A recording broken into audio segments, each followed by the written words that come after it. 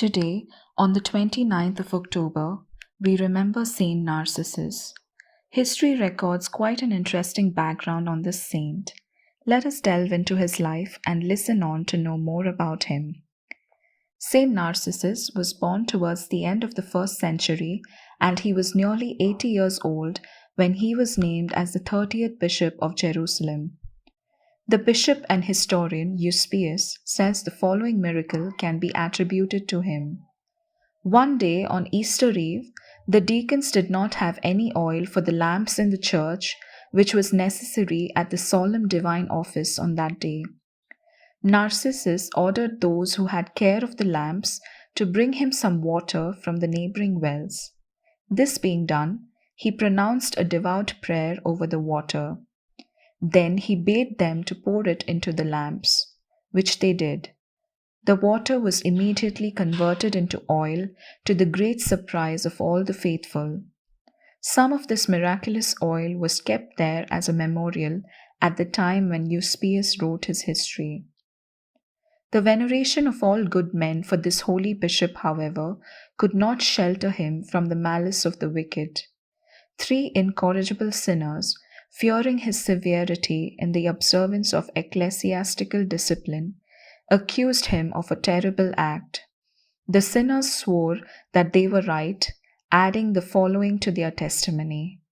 One wished that he might perish by fire, another that he might be struck with leprosy, and the third that he might lose his sight, if what they alleged was not the truth. Their accusations were false, however, and soon divine retribution called upon them. The first was burnt in his house along with his whole family by an accidental fire in the night. The second was struck with the universal leprosy, and the third, terrified by these examples, confessed the conspiracy and slander, and by the abundance of tears which he continually shed for his sins, lost his sight before his death.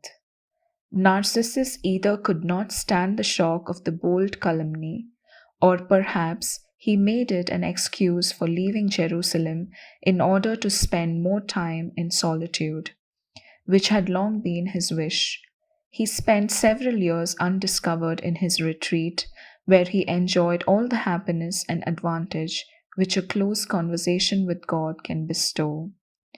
The neighboring bishops appointed a new pastor for his church until Narcissus returned.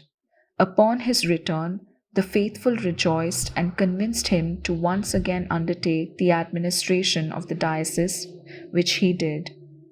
As he reached extreme old age, he made Saint Alexander his coadjutor.